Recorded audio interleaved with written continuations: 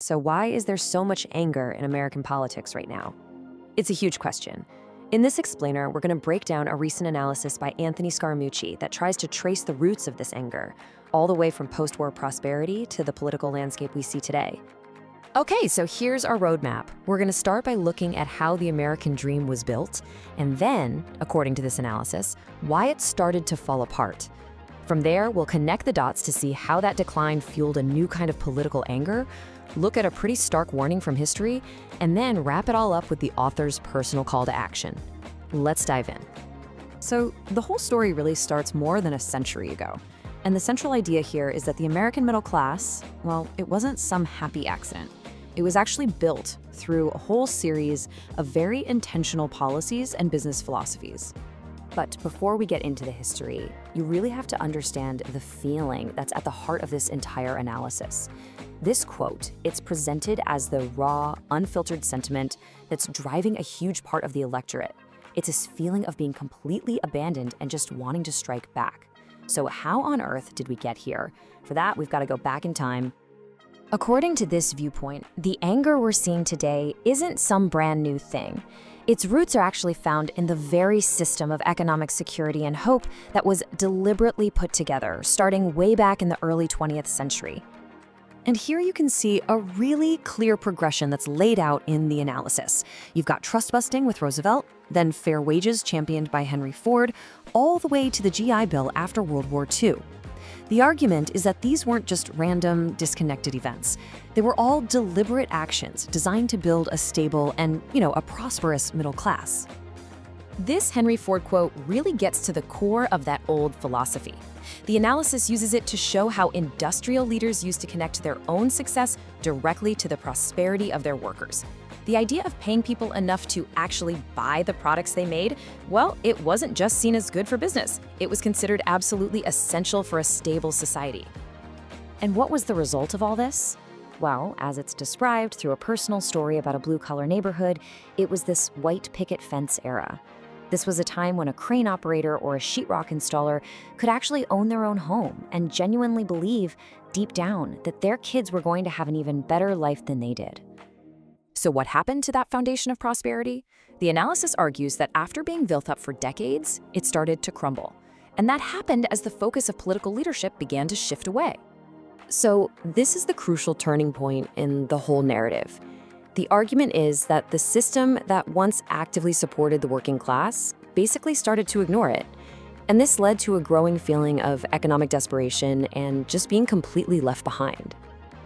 This massive shift led to a really stunning political realignment. The analysis points out the incredible irony here.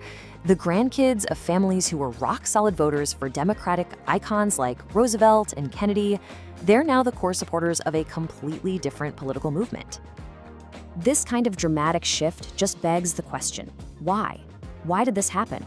Well, the analysis offers a very direct, very powerful explanation that's rooted not in hope, but in pure anger.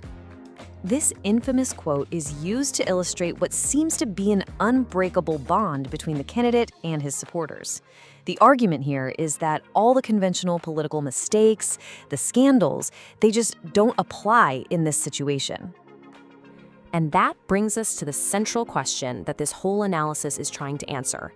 What is the force? What is the glue behind this kind of unwavering loyalty?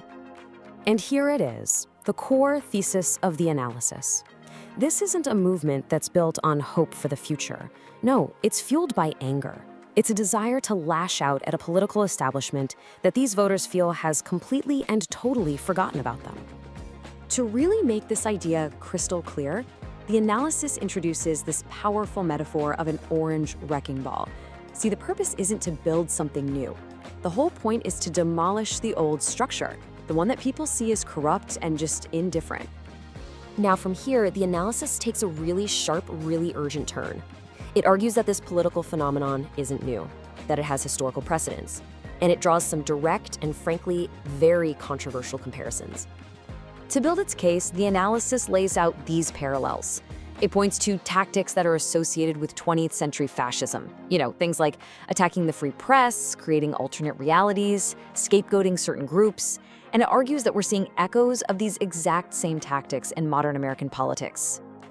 And then the analysis makes its most startling claim, citing the book The Nazi Mind. The author asserts a direct one-to-one alignment. The argument presented is that the current political movement shows behaviors detailed in all 12 chapters of that book on historical fascist tactics. 12 out of 12. Finally, the analysis brings this big political warning down to a very deep, very personal sense of duty, explaining why the author feels he absolutely has to speak out. This connects the abstract argument to a concrete family legacy. The author basically argues that if his relatives could physically fight fascism in Europe back in the 1940s, then he has a moral obligation to use his words to fight what he sees as its modern-day echoes.